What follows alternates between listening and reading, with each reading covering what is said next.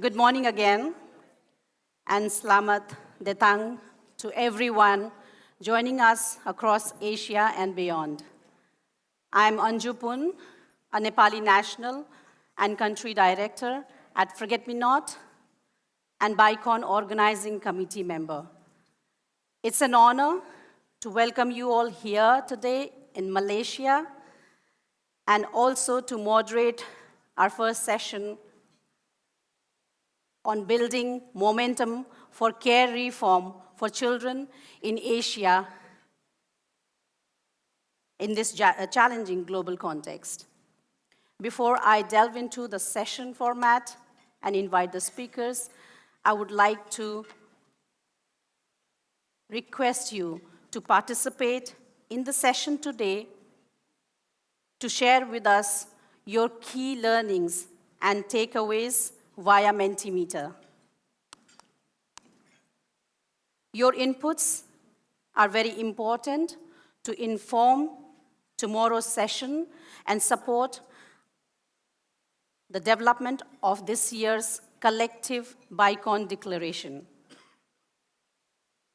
We encourage everyone to keep adding your takeaways, your wow moments, and your recommendations through the Mentimeter throughout the day. Yeah, that's the QR code. You can scan and keep using it, please. Thank you. As we gather here in beautiful Malaysia, a country known for its rich cultural diversity and deep commitment to regional collaboration, I'm reminded of a Nepali proverb. Sano sano dubo jodera ghan bancha. Even small blades of grass, when joined together, they form a thick mat.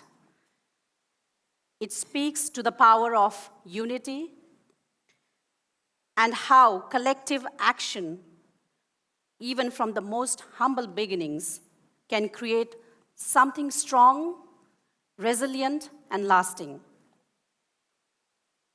Today, as we live in a world marked by conflict, climate crisis, economic instability, all these situations are creating immense pressure on our families and communities across Asia and beyond.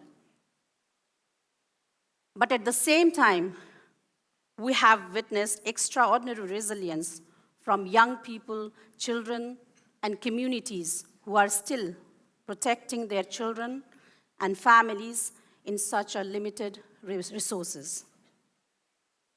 Since BICON 2023 that happened in Kathmandu, I have witnessed powerful moments in my country where young people with lived experience have sat down alongside the Nepal government, practitioners, and experts to co-design our national alternative care guidelines. These are the moments we want to see every day, not in such one of the events. So this session, Building Momentum for Care Reform for Children in Asia, in a challenging global context, we will be focusing on regional and global momentum, challenges, and the progresses since the last BICON recommendation. We will hear how regional bodies, UN mechanisms, and global charters are aligning to advance care reform. We'll hear from our esteemed speakers. That's why BICON is deeply relevant as it centers the voices of those who are most affected, our children and young people in Asia.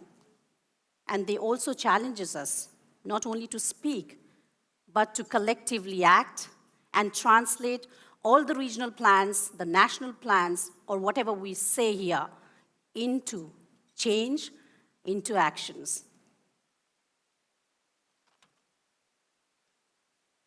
To help us ground this conversation, we will begin with a short video from Lopa Bhattacharjee, Director of Alliance Programs, Family for Every Child, India.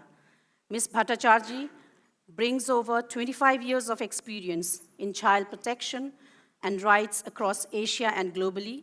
A safeguarding specialist and network builder, she champions locally led solutions grounded in lived experience. She led the global survey for the UN Day of General Discussion in 2021, amplifying young voices. Based in development, based in Kolkata, she's deeply committed to decolonizing international development and proudly embraces her Bengali identity. Can you please play the video from Ms. Lopa Bhattacharjee? Thank you. Hello, everyone. A very warm welcome again to all of you at BICON. I will briefly talk about the current context of the sector, particularly focusing on the marginalized communities and local CSOs, and what opportunities BICON brings for us as a collective, as a movement. While the world was still grappling with the devastating impact of COVID-19 pandemic, with the hardest hit on marginalized children and families, earlier this year, as a sector, we have been experiencing a spool of unprecedented instability and uncertainty as a sector, with an escalated, devastating effect on the most marginalized. We are experiencing significant cuts in funding, attacks on child rights and human rights, particularly relating to migration, diversity, equity, and inclusion, rising conflicts and impact of climate crises, and most importantly, on vulnerable families and children, with the risk of weakening the diverse social fabric of the societies. As observed by the United Nations, we seem to be in a state of polycrisis. As a global alliance of over 50 locally led organizations, we are witnessing first-hand impact across our membership and our local CSOs movement, how the current context has been disrupting essential services for children, families, and communities, with the risk of many local CSOs facing closure. Soon after the US government's stop order for USAID, we reached out to our members and the local CSOs movement through a survey across Africa, Asia, and the Pacific, Europe, and the Americas. Findings indicated that almost 90% of the children and families they work with are expected to be directly affected. More than 80% of the staff are likely to be impacted, including them leaving the sector and finding some odd jobs to survive, indicating the significant loss of the social workforce. The examples of direct impact on communities range from loss of healthcare, nutrition, child protection services, disruption in education, increase in gender-based violence, weakening families, and family separation. While the immediate consequences have been devastating, this moment also presents a potential opportunity to do things differently, to do things innovatively to fast-track the change for children and families.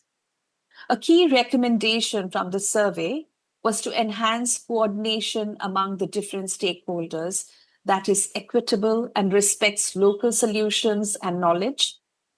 The crisis has underscored the need toward a more equitable model that directly supports and invests locally led solutions, as those are closest to communities, directly informed by the communities. It is an opportunity for all of us at BICON Asia to model an equitable and inclusive collaboration to strengthen communities, enabling children to grow up in resilient, caring, and safe families. A collaboration that has the voices and expertise of children and adults with lived experience at its heart. Thank you for listening to me. I also wanted to welcome you to connect to our digital platform for the Change Makers for Children for continuing these critical conversations. Thank you again. Thank you, Lopa, for highlighting the situations in Asia. and she will be joining us during Q&A session as well. Now, I'm pleased to welcome our in-person speakers here, and I would like to request Dr. Rinchen Chophel, member of the UN Committee on the Rights of the Child and the Director General of South Asia Initiative to End Violence Against Children. Dr. Chophel leads South Asia's intergovernmental movement to end violence against children and serves on the UNCRC Committee as Asia-Pacific focal point and former vice chair. A pioneering advocate from Bhutan, he has spent over 30 years mobilizing governments, civil society, and faith-based groups for child protection. He also champions global efforts to prevent cruelty to animals as ambassador for the European Link Coalition. Dr. Chophel, we would request you to kindly reflect on how UN human rights treaty bodies can hold governments accountable and drive care reform forward. We would also like you to kindly share the current challenging context of the UN and the UN human rights treaty bodies and their role in defending human rights and raising awareness on the harms of institutionalization. Thank you. Please welcome Dr. Rinchen Chophel.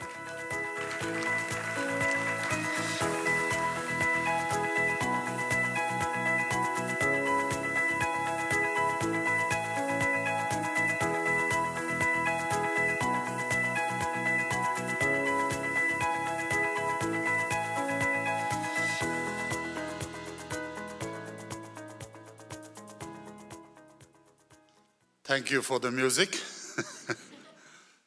Thank you, Anju for the introduction. Since yesterday, I have been trying to reflect what I am going to say today. Coming from Bhutan, we have a saying, as a Buddhist country, we say, don't teach Buddhism to the Buddha. And talking about alternative care and care reform to experts in the hall, particularly to those champions and change makers who have lived experience and who are now championing the cause, I think it's extremely difficult to really make a meaningful intervention in a forum like this.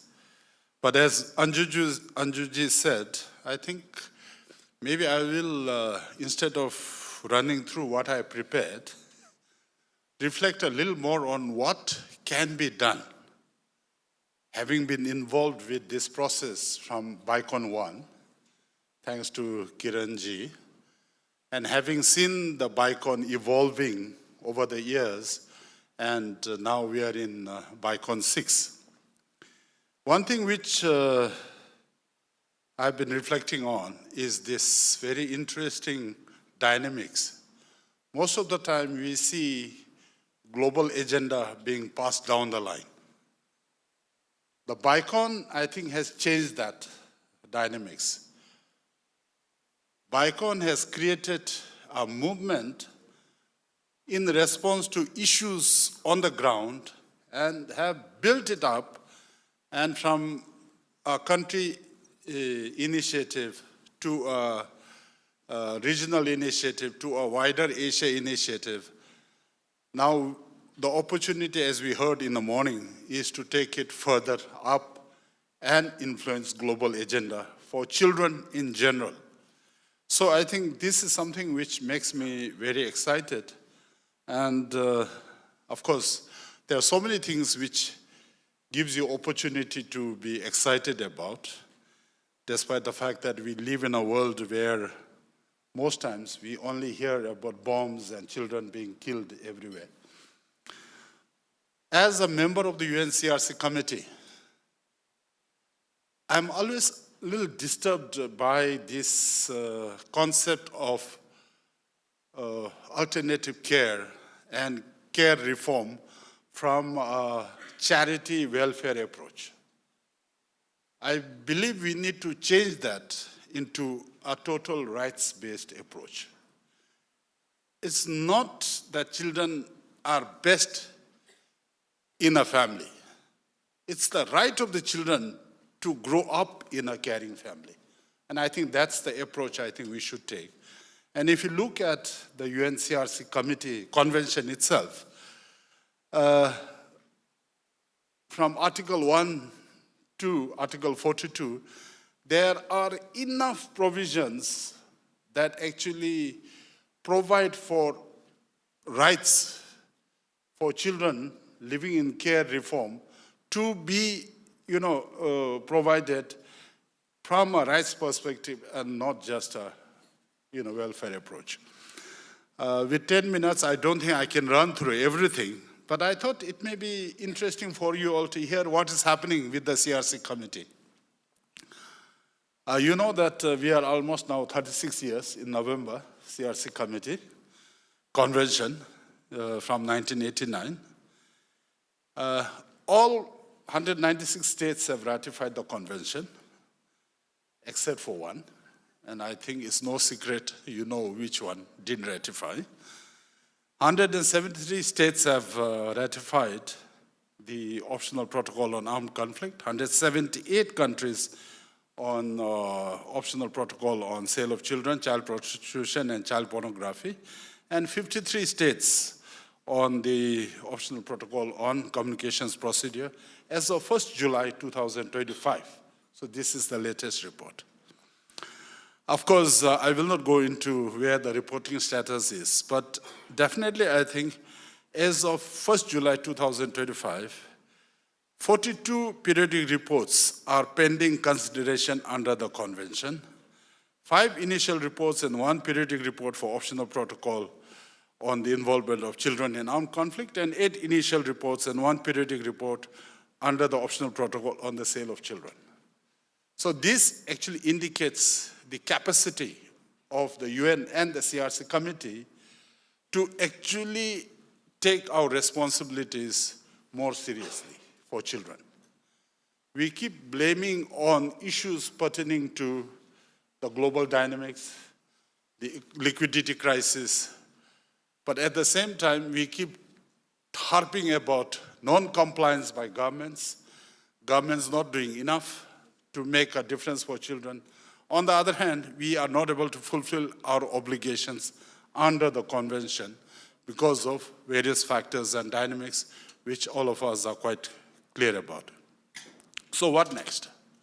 So I think for us in the committee now, as a member of the committee, and I have my senior colleague, Mikiko Otani here, who was the previous chair as well.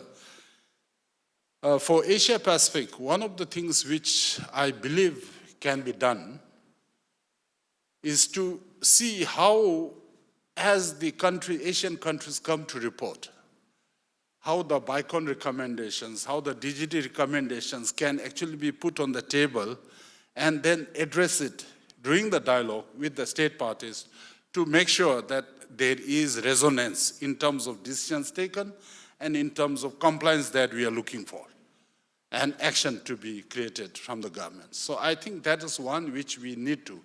And I felt that the steering committee and all the members and organizations who are working on this, including our change makers, the caregivers networks, you can keep a watch on which countries are coming to the UNCRC committee and provide specific issues and questions to the committee so that the committee can directly deal with the state party concerned in terms of what needs to be done or what query with the state party what has not been done.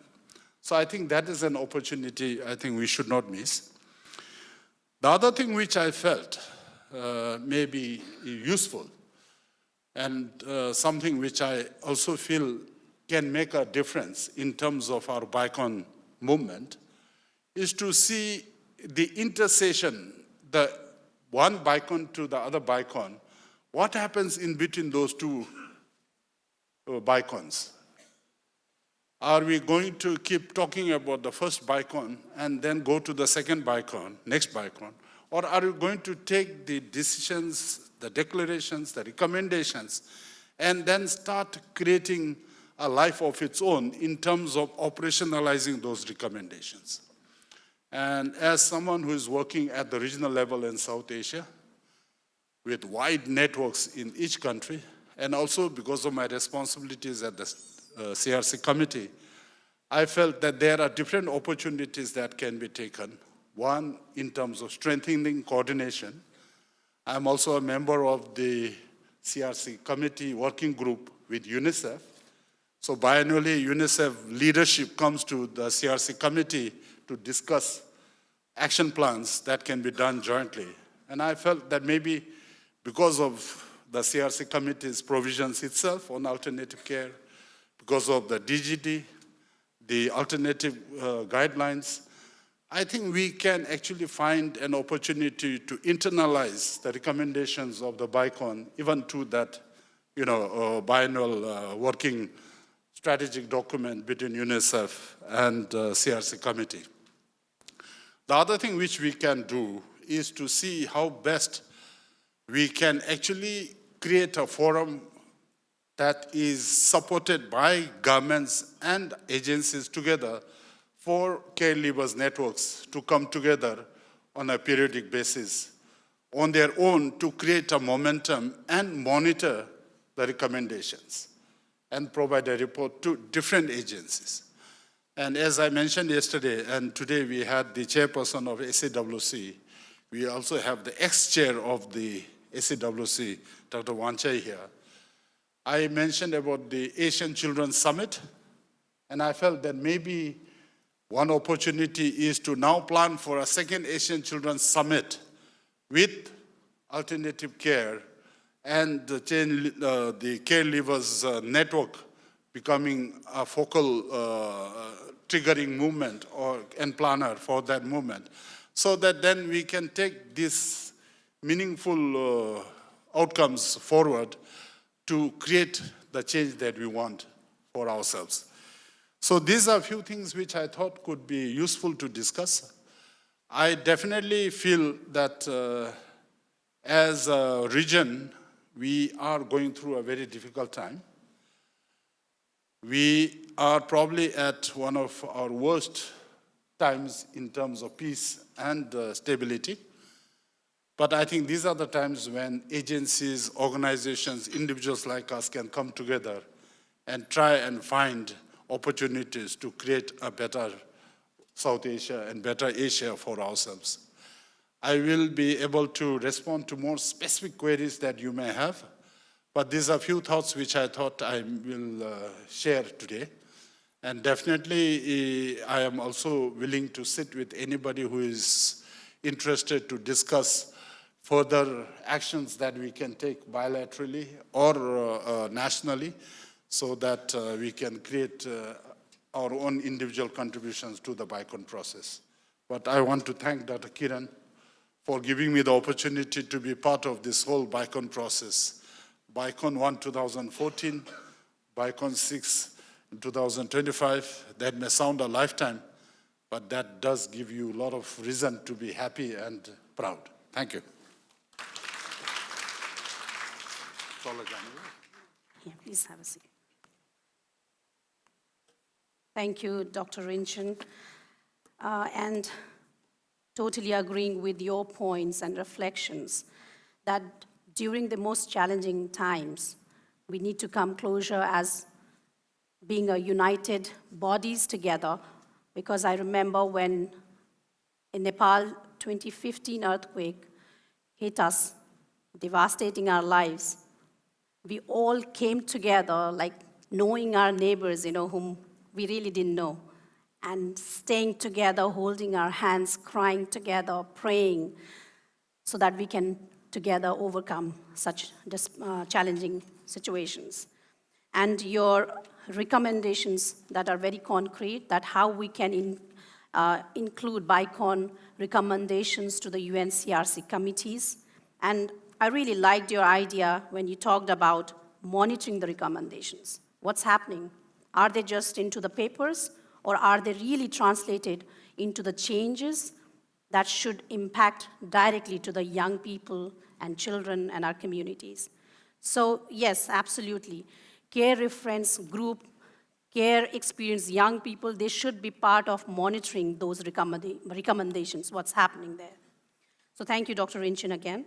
Now I would like to welcome our next speaker, Mr. Wanchai Roujanavong, former representative of Thailand to ASEAN Commission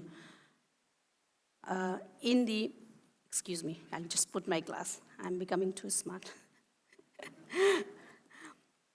ASEAN Commission on the Promotion and Protection of the Rights of Women and Children, Senior Consultant, Prosecutor, Office of the Attorney General, Thailand. Mr. Roujanavong brings decades of leadership across Thailand's justice system, including roles as Director General in International Affairs, Labor Litigation, Corrections, and Juvenile Protection. A UN ODC expert, he represented Thailand in landmark UN negotiations on trafficking, migrant smuggling, and corruption. He has chaired leading child protection organizations, including FACE ECPAT Thailand, FXB Foundation, and is a nationally awarded author and researcher on organized crime and child rights. Mr. Wanchai will speak to how regional mechanisms, especially ASEAN's work on ending violence against children, can help build momentum for care reform. Welcome, Mr. Wanchai. Can we have you here, please? Thank you.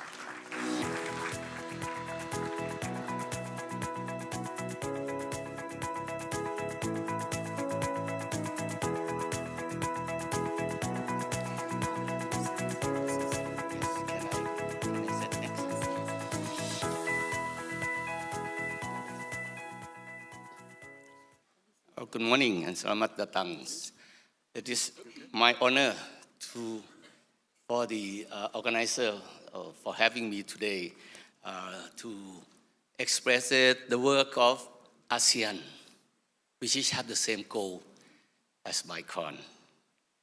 The ASEAN Commission on the Promotion and Protection of the Rights of Women and Children, or what we call ACWC, of which the chair is the Malaysian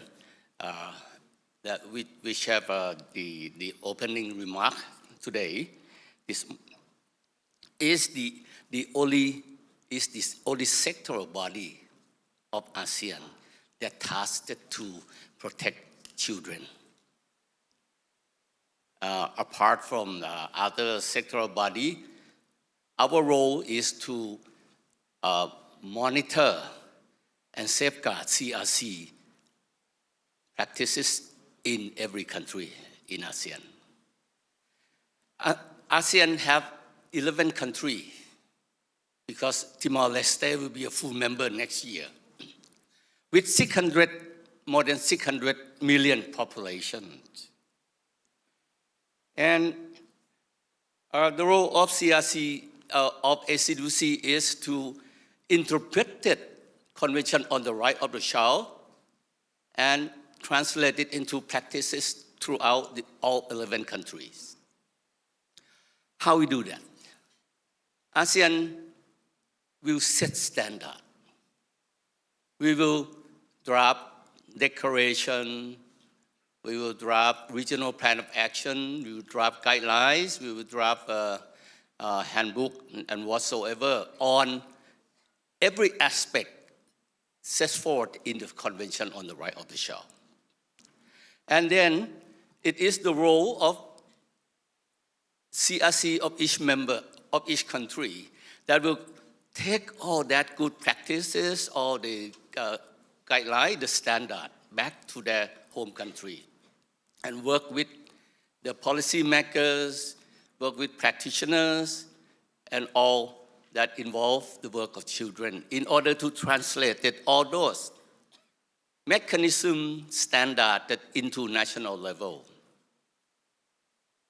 So on the basic understanding that every country would like the best for their children.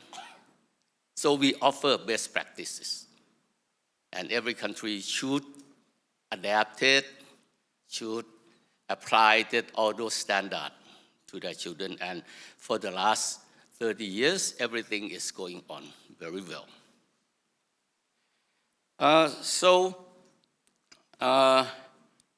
We work very much to enhance CRC in the whole ASEAN. And that according to the alternative care, Article 3 of CRC said that all action concerning children, the best interest of the child shall be a primary consideration. And that's what ASEAN do. Whenever we have doubt in interpretation of CRC, how to protect ASEAN children, we use the best interest of the child as the principle in the interpretation. And state parties shall ensure the children appropriate protection and care for their well-being and shall give the highest priority to their parents. And it means that family is the core of children, the core of the alternative care. However, if there's a need to protect children, if their parents cannot do that, or because they are often, or whatever situation that necessary care need to be in the institution. The standard of care in the institution must be monitored. And that's the UNICEF of Malaysia says this morning, that we should not let all facility who providing care for children unregistered. Because if they're unregistered, we will not be able to monitor them. And we cannot ask them to use the same standard of ASEAN. And Article 9,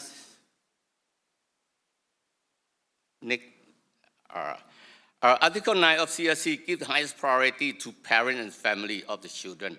And the children shall not be separated from their parents against their will. Only in a very, very extremely cases that we should do that. However, we should amend the care of children of their family so that children can return to their family as soon as possible. And these kind of things need the help of government, state welfare, or whatsoever. We have to strengthen the family so that children can go back to their family as soon as possible. If we need to separate them, we should separate them at the shortest time as possible. Even when the child is in the conflict with the law,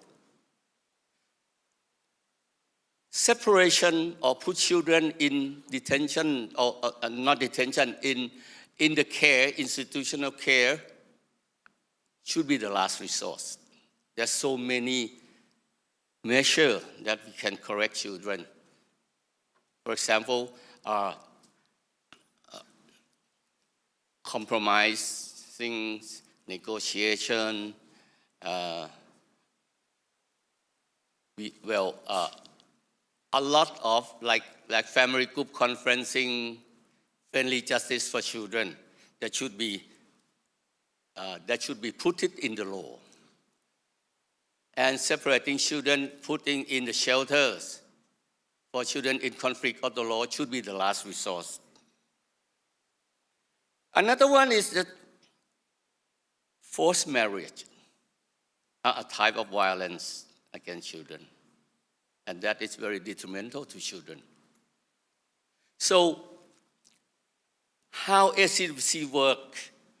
We interpreted violence against children broadly. Anything that causes harm, no matter physical or mental harm to children, will be considered violence against children. And we have the Declaration of ASEAN to eliminate that violence against children. And in order to implement the declaration, we have the regional plan of action to eliminate violence against children. We have done it for 10 years. And the first plan will reach the end of the term this December. So now ASEAN is in the process of drafting the second phase of the plan to eliminate violence against children. And all of this, everything that causes harm to children will be under this umbrella. And all ACWC have the duty to implement it, all the plans under the regional plan of action. And once we working on the plan, we set up standard, we set up good practice, then it will be translated into national level, into the national policy, national law, national practices. So this is the work that we have done very intensively to eliminate violence against children, which include providing care for children. What is the alternative effective care for children is in that one as well, in order to eliminate violence against children. It also, ASEAN also determined to strengthen the provision of support social welfare service to children who were victims, survivors of violence, and their family through the establishment of a network of social service to facilitate the promotion of good practice, sharing information, including data collection. I'm very glad to hear this morning that many speakers focus on data collection, because without data, we can lose the way.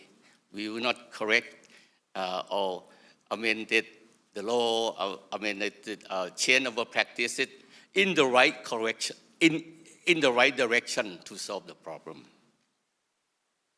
So we are the group that trying to do the best.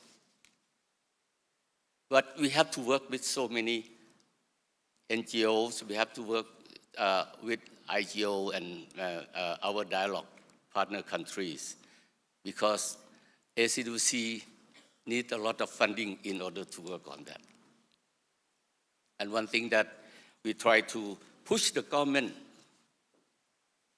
to allocate money, budget more to protect children. But as you know, it is very difficult because budget is limited. So we have to find the best way to utilize the budget in the most effective way to protect children, including how to care for children. Just one more thing. ASEAN have the ASEAN training institution for social workers that will train social workers throughout ASEAN in order to do the best in looking of children. So if you have anything like alternative care, I suggest you to work with this institution of ASEAN. Thank you very much.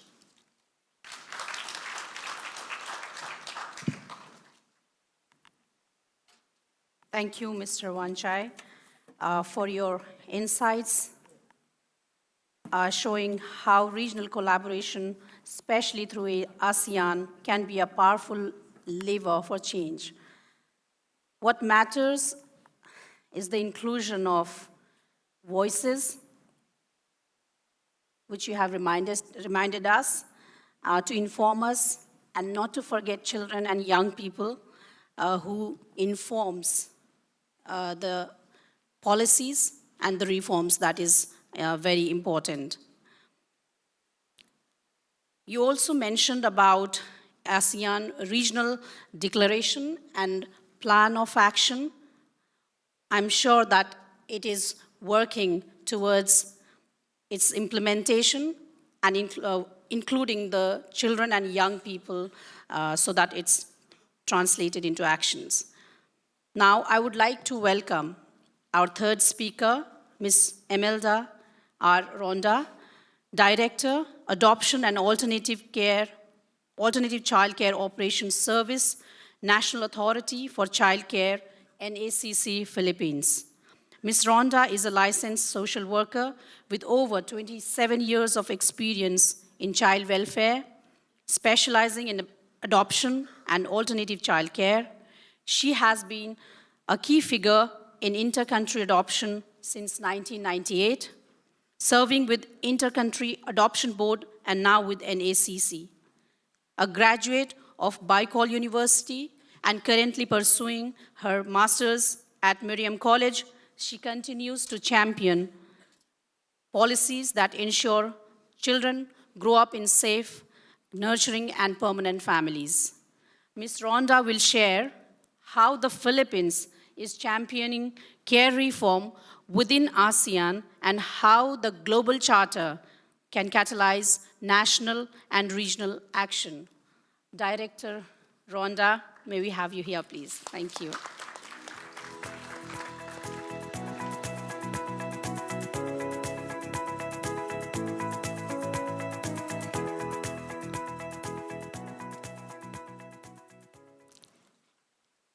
Magandang umaga po sa inyong lahat. Good morning to everyone, esteemed colleagues, child advocates, and friends across Asia. It is an honor to be here at the 6th Biennial Conference on Alternative Child Care for Children in Asia. We gather in a world facing multiple crises: armed conflict, climate change, migration, and economic uncertainty, all of which heighten children's vulnerability, especially those separated from or at risk of losing parental care. Today, I will share how the Philippines is navigating these challenges and building momentum for systemic care reform. Across Asia, many countries still rely heavily on institutional care, while foster and kinship care system remains underdeveloped. Governments struggle to allocate limited resources to meet growing child protection needs. The UN guidelines for the alternative child care of children reminds us that institutionalization must always be a last resort, because children grow best in safe, loving, and stable families. This global context inspires the Philippines to act decisively, ensuring that no child grows up without the love and security of a family. In November 2024, the Department of Social Welfare and Development, or DSWD, endorsed the Child Protection Systems Strengthening Framework during the Global Ministerial Conference in Bogota. Secretary Rex Gatchalian emphasized a whole-of-nation approach, including multidisciplinary teams, expanding foster care services, and accelerating domestic adoption. This approach complements the NACC's mandate under Republic Act 11642, ensuring that system-level reforms translate into a stronger family-based care at every level. So the Philippine Development Plan of 2023 to 2028, signed by President Ferdinand R. Marcos Jr., provides our national blueprint for inclusive growth and social transformation. It emphasizes poverty reduction, expanded social protection, and better governance. While it does not specify targets for alternative childcare, it creates an enabling environment for family and community-based care. Aligned with it is the 4th National Plan of Action for Children, or NPAC, developed with UNICEF, which strengthens case management, streamlines adoption, and builds the capacities of social workers and local government units. Through the PDP and NPAC support reforms that prioritize family reunification, expand foster care as a temporary but nurturing option, and facilitate timely domestic adoption as a permanent solution. These plans fulfills our obligation under Republic Act number 11642 and align with global care reform principles, ensuring that children grow up in families, not institutions. In 2022, the Philippines passed Republic Act number 11642, or the Domestic Administrative Adoption and Alternative Child Care Act. This law reorganized the Inter-Country Adoption Board and unified all adoption and alternative care function under one authority, the NACC. This was a game changer for us because it transformed adoption from a slow judicial process into a faster administrative one and unified leadership and accountability for care reform. RA number 11642 ensures that every Filipino child is matched with the most suitable foster or adoptive parents, guided by the best interest of the child. As the central authority, NACC oversees domestic and inter-country adoption, foster and kinship care, and certification of child-caring agencies. We function as a one-stop quasi-judicial agency providing coordinated child-focused services. Since our creation, reforms have focused on 1. Streamlining adoption processes, 2. Expanding foster and kinship care, and 3. Building a data-driven case management system. Before NACC, adoption cases took 5 to 7 years at the judicial courts. Today, they can be completed in 6 to 9 months, allowing children to find permanent families up to 7 times faster than before. Our guiding principle remains clear. Every child belongs in a family, not an institution.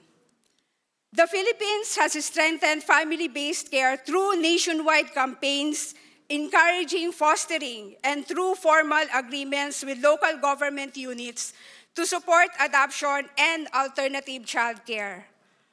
Our guidelines prioritize kinship care whenever possible, allowing children to remain with their extended families and communities. When reunification with birth parents is not possible, children may be adopted domestically, and if no suitable local family is found, inter-country adoption is considered as a last resort.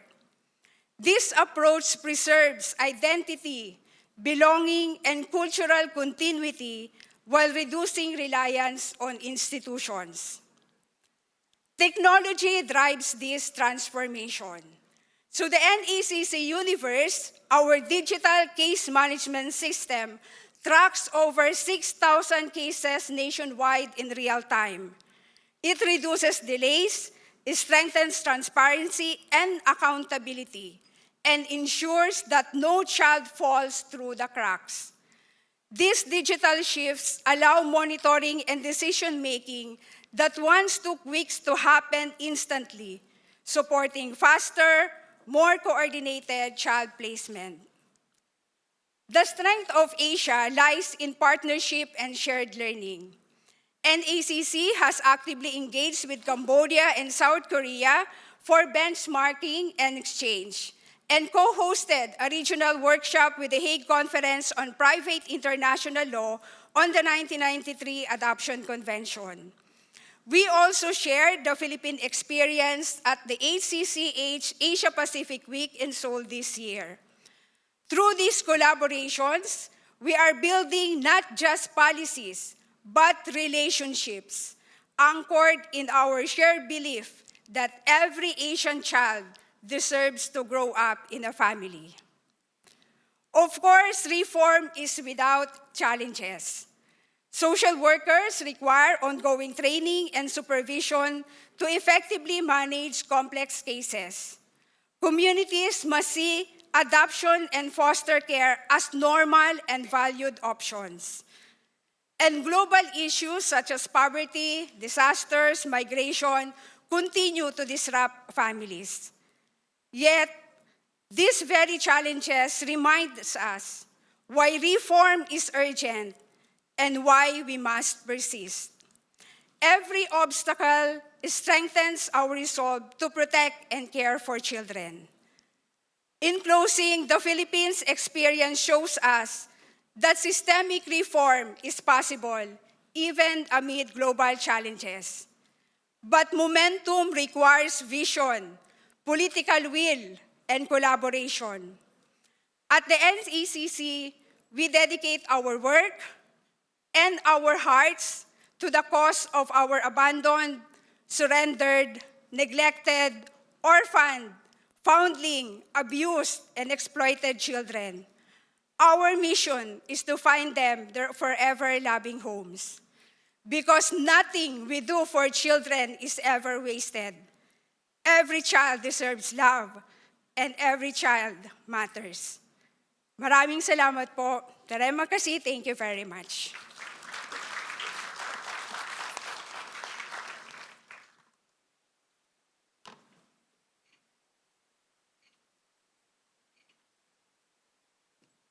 Thank you, Ms. Imelda. Thank you for your inspiring presentation, giving hopes to all of us and your leadership in your country. And we can definitely see that reform is possible and it is happening in Asia.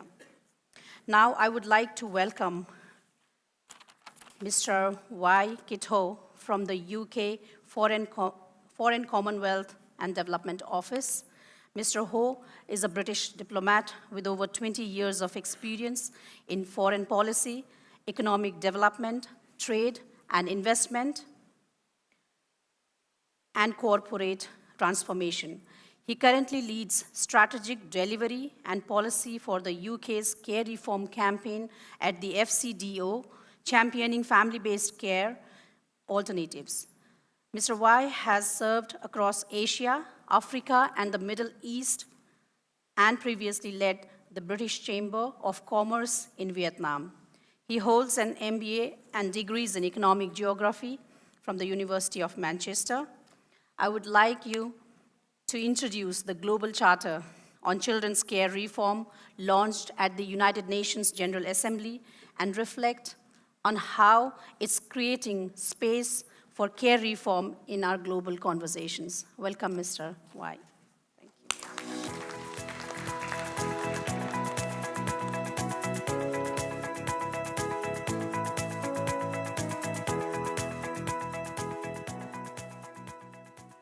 Well, good morning. I hope you can all hear me. It's great to be here. Friends, colleagues. I think Dr. Rinchen said, don't teach Buddhism to Buddhists. I feel like I'm the last speaker, and I'm probably go through some of the same materials that other distinguished speakers have gone through. But nevertheless, let me taper and edit my speech so we can have more time for a discussion. I think that's the most valuable. Now, you sit here patiently this morning hearing about the CRC and the ASEAN and Philippines initiatives. Now you have a guy who stands in front of you talking about the Global Charter. So I can understand there may be some confusion how these things coexist or work with each other. So hopefully we can unpack some of this in my speech. So let's start from the beginning. We are all here because we share one conviction, that every child deserves to be brought up in a safe, nurturing, and loving environment. That is the basis and starting point of our discussion today, and many BICONs ago. Now, yet, despite everything we know, but despite all the research from academics and leading experts, despite the great progress we have made together in the past few years, this vision is still a work in progress. Not because of lack of belief or conviction or agreement amongst us all. We all share the same views. We're not talking, different concepts or views. Not, at least the majority of us are not. But turning that belief into a sustained system, a sustained flow of resources into the correct areas has always been and will always be the hardest part of any change management, any change system work that we do. So I just want to set that as a benchmark. This is a long journey that we are all engaged in. Now, the global reality is many of us in this room, you are the leading experts, worked on this issue for years. You know that principles already been accepted and agreed that children belong in families and not institutions. As I said, there's still a gap. Why is there a gap? Why is it that alternative care, growth of that care system is still uneven? Institutionalization still persists. Momentum often fades or fall off because there's a gap between global commitment that we make and the national realities that we face every day. Now, I'm here to talk about the Global Charter, which hopefully will, draw those global and local and regional contexts together with the help of the distinguished panelists in the Q&A. We hope to knit that in a more succinct way. So the Global Charter, as Anju said, I work in the UK Foreign Office. Our now ex-Foreign Secretary, Mr. David Lammy, launched a global children's care reform campaign earlier this year, beginning of this year. And he did that through his personal passion and ambition. He fosters her daughter, and that gave him great passion and drive for this agenda. Now, the campaign seeks to ensure that every child has a chance to grow up in a safe and nurturing environment, as I said, through strengthening families to prevent unnecessary separation, to ensure safe and family-based alternatives for children that can't stay in those families and homes. And he and others in the Global Alliance movement want to progressively end use of institutions for children's care around the world. Now, this is all the words that you've heard before, but this charter is about partnership. It's not about the UK leading the way. We are not the experts. There are many experts in the room. There are many countries that have gone a long way in reforming their national policies. This is about getting momentum, re-energizing the movement, getting governments, civil societies, UN agencies, faith-based groups, people with lived experience of care. The goal isn't to recreate things that we already have in the international fora. It's not to put forward another resolution at the UN. It's actually to line and focus our energy. I know there are lots of young people there, there's lots of energy out there, but do we do that in a coordinated way? We need to do it to make really meaningful change. Now, part of the heart of the charter, at the heart of our campaign is the Global Charter, which we heard will launch in New York last month. At the moment, the Global Charter entices and encourages national governments to sign up and endorse it. We have 30 countries already signed up, with 115, 114 organizations endorsing it. Now, the Charter is not, although it's about political will, it's also about moral commitment from governments and leaders across the world. It reaffirms the existing framework, the UN Convention on the Right for the Child, the Convention on the Rights of Persons with Disabilities, and the Global Guidelines for Alternative Care. All those are encompassed and within the Charter. So we're not trying to reinvent the wheel, but we try to put those together to re-energize communities. There is a QR code, if you want to read it. It's probably a good read, and nothing of that will be surprising to any of you. Now, let me just dive into quickly the national perspective, obviously, from the UK. Every country faces their unique challenges in care reform, and the UK is there's no exception. We are no different. We also continue working towards strengthening our domestic policies to better support families and to improve opportunity for care leavers. I think that's just a reminder that it doesn't matter which path you're on in terms of development, how rich, poor, developed, undeveloped, or whatever categories you want to put your country in, we all faces the same thing.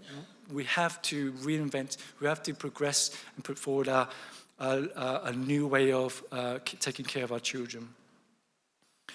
So I say that because I just want to reiterate, there's no one perfect model. We don't believe in that, and I know you share that view as well. No matter, we must keep learning together. We must keep moving forward, and that's why the campaign I'm involved in with the British government is a shared movement. It's not a UK-led movement. We want to have leadership distributed around the world. We want to be the progress to be a collective one. And I think my minister would, if he's standing here, we always say, local solutions can only be found locally. So the discussion we're going to have is about, ASEAN region. The answers is within this room, and beyond that is not within governments across the other side of the world. I'll leave my bit on BICON, but just to say congratulations on your 6th edition of this conference, which has really been really great. I'm looking forward to the next day and a half of it. My final reflection would be, I think real progress depends on collective ownership, we know that. It depends on governments, civil society, local communities. I think the way magic happens is the local communities that we serve. And that's where it's important. That's where I think funding and support should flow right down to the families and local services that we live and care actually happens. So I've probably been trumped by Mr. Gass's Malay linguistic skills in his poems and proverbs. But I have a proverb to end. A Malay proverb. We climb the hill together and we descend the valley together. Thank you very much.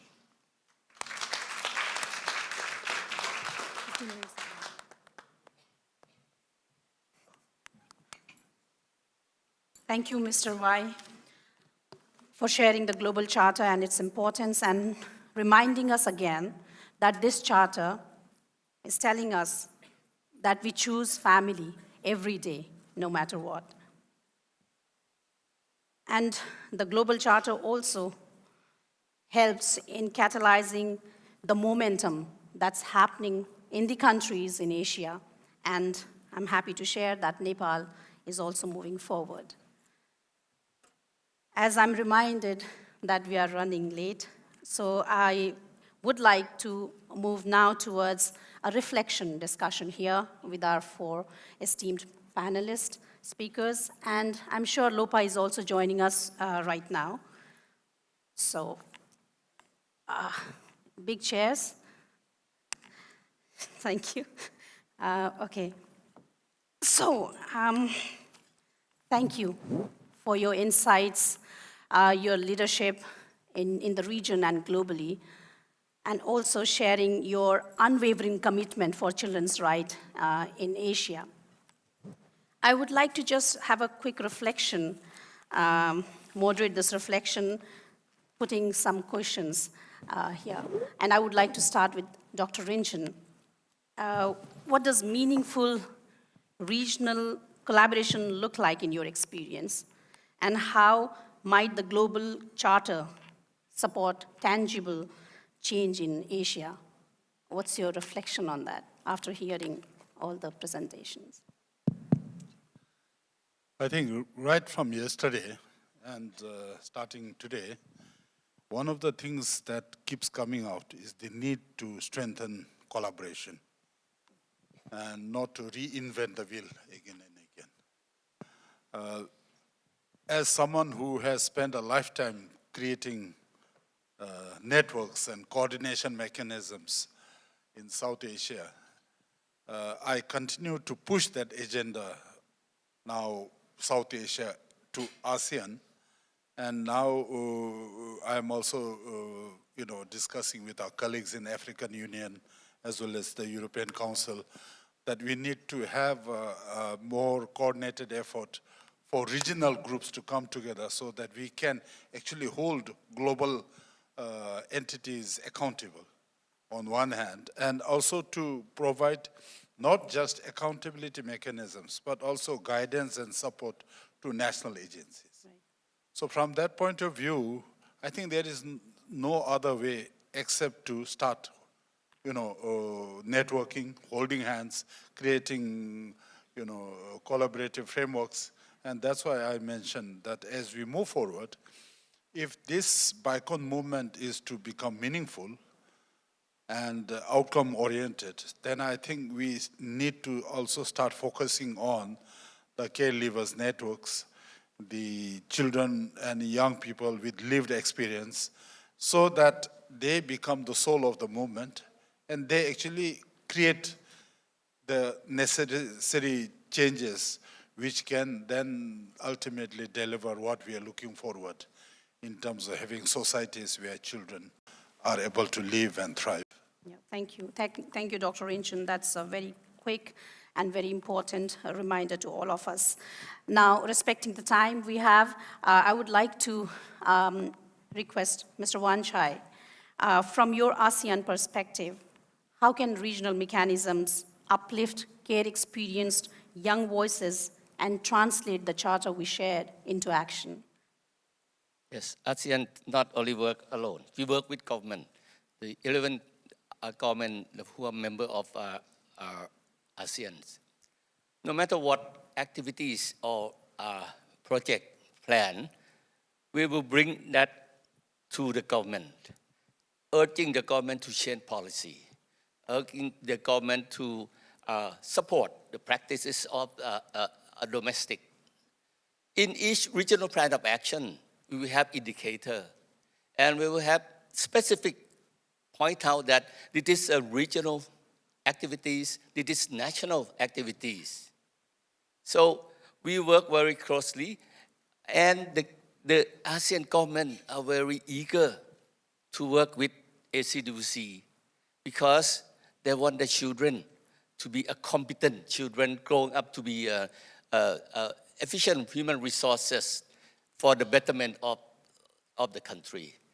And not only ACWC now, ACWC working with all sectoral bodies like Aisha, Som Sawat, and some education and whatsoever, in order to integrate all the work across ASEAN. And most of the project, with plan of action or standard, we brought it to the acknowledgement of the leaders of the summit, so that they will know, they will support it, they will order down to the practical level. That is the thing that we are very determined to do. Thank you very much. Yes, thank you, Mr. Wanchai. That's very important. I would now like to go to Director Imelda. What lessons do you think from the Philippines can help us understand how national leadership and regional collaboration can bring the Charter to life? In very short, your reflection. Through the Philippines experience, we've learned that national leadership gives direction and regional collaboration gives momentum. Okay, through our law, the Republic Act 11642, which created the National Authority for Child Care, it unifies leadership and reforms our system towards family care and child-centered care. But real change will happen when we collaborate or work together through, for example, this BICON, Hague conferences, and our partnership with other neighboring Asian countries. Through these efforts, we can bring the Charter of Alternative Child Care to life, not just as a policy, not just as words on paper, but a living commitment to ensure that we ensure that the child grows up in a safe and loving families. Thank you. Thank you, Director Imelda. That's powerful again, reminding us children belong in families. I would like to ask Mr. Wai, how do you see the Charter shaping global and regional advocacy? And what role can donors and governments can play in ensuring that it leads to the real change we want to see. Hi, thank you very much for that. I apologize, remiss of me. I forgot to congratulate the Philippines for signing the Global Charter as one of the first Asian countries to do that, so thank you. I'd like to flip the question. My views do not really count. This charter just creates an opening, a discussion.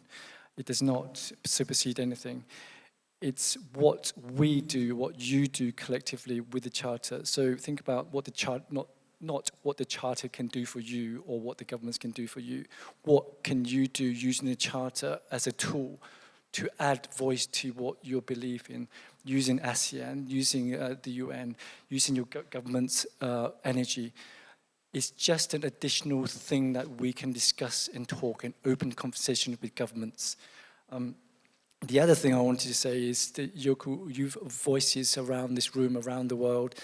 What can you do in the future? How can you use technology, social media to ramp up, amplify the voice that it's truly yours to ramp up? So governments like ours listen.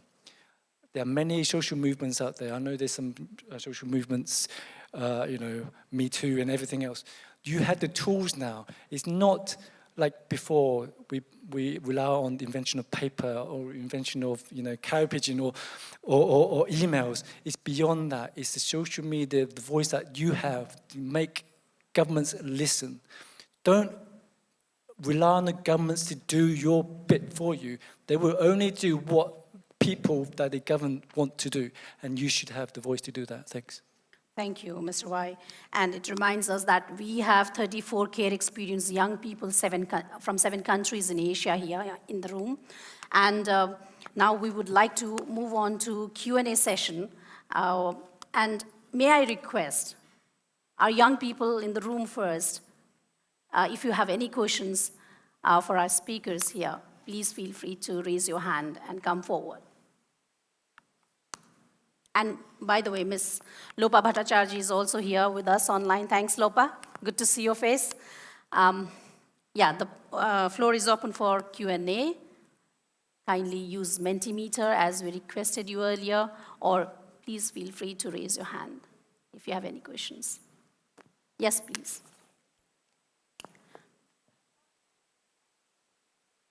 You look young. Well, thank you. It made my day, Anju. Good morning, everyone. My name is Dorothy. I'm with an organization called Keystone Human Services. We work to support persons with disabilities to move out of congregate care into community living.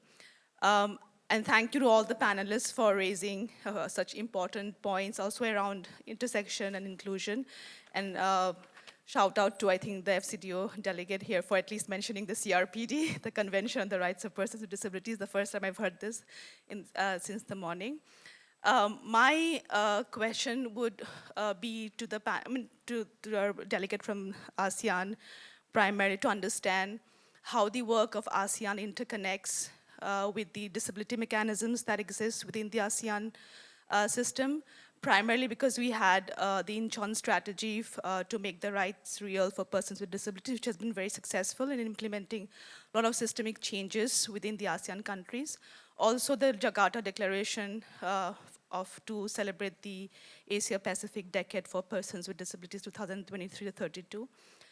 There was also an ASEAN declaration towards the Global Disability Summit last year.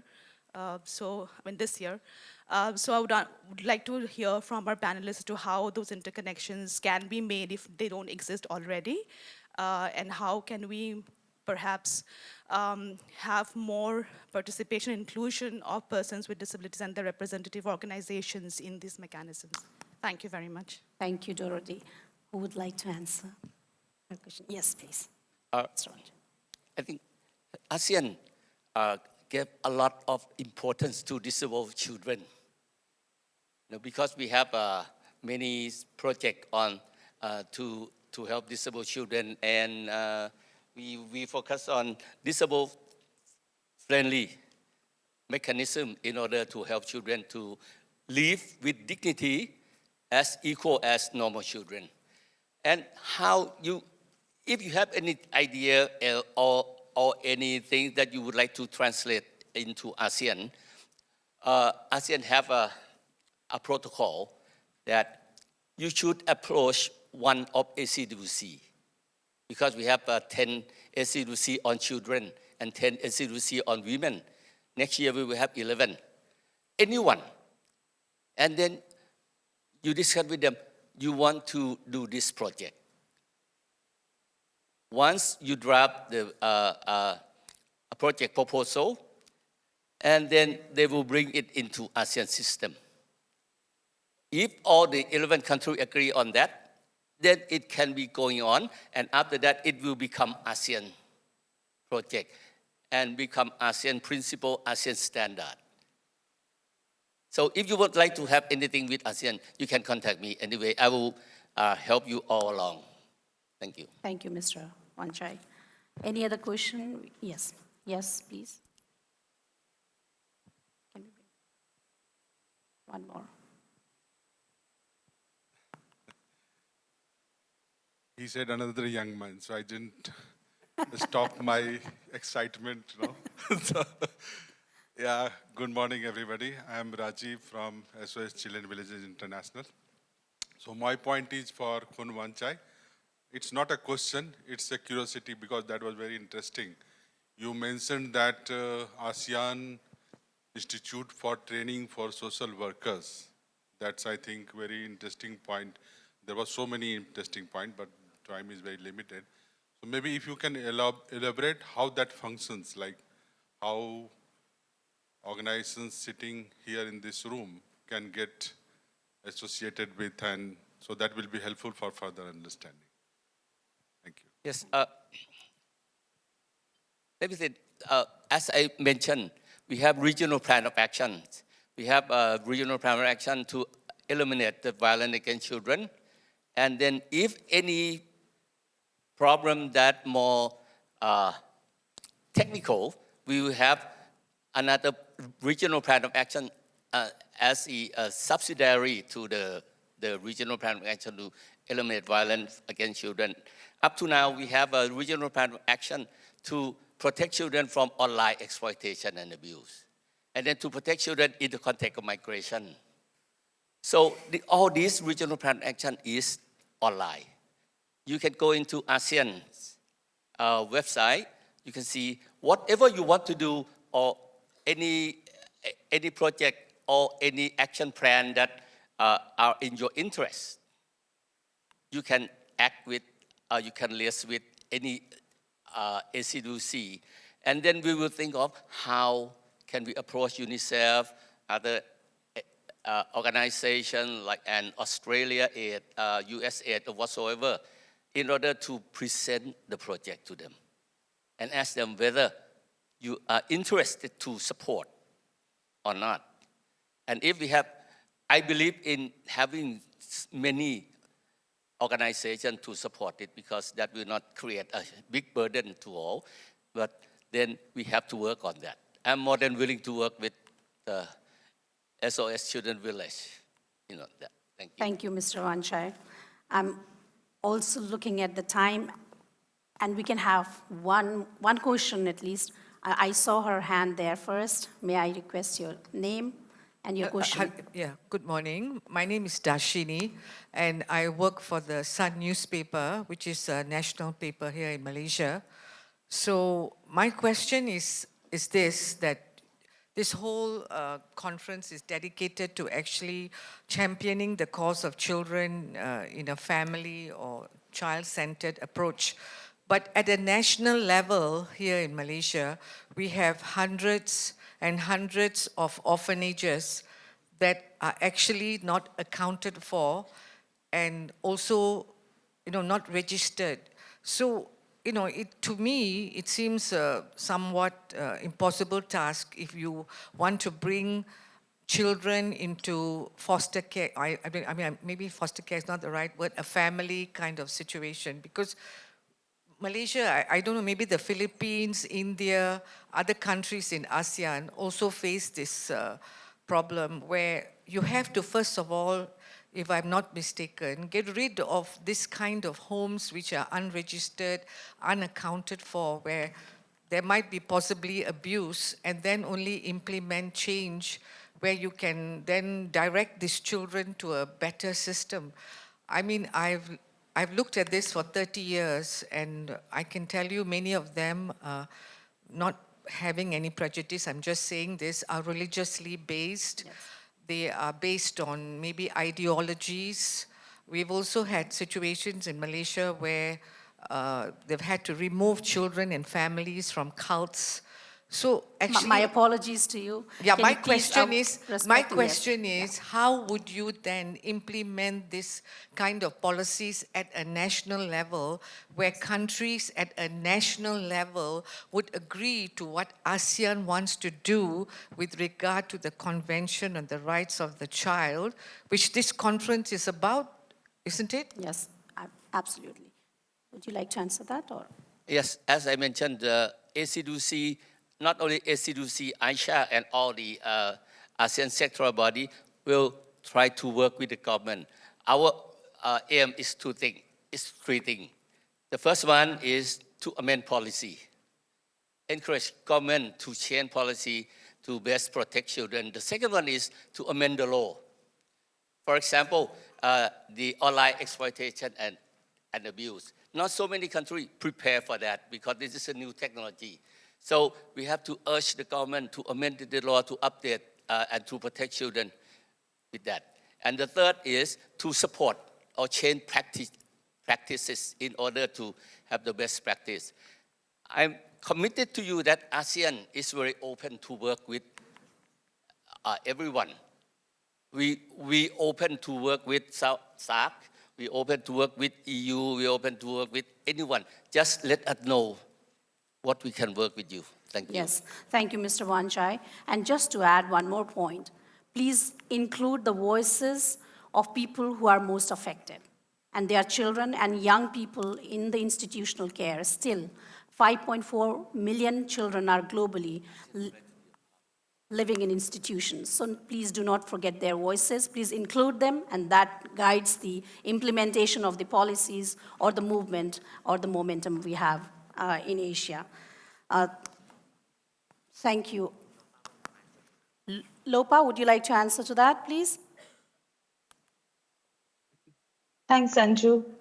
Hello, everyone. I hope you're having a very good time in the rich conversations.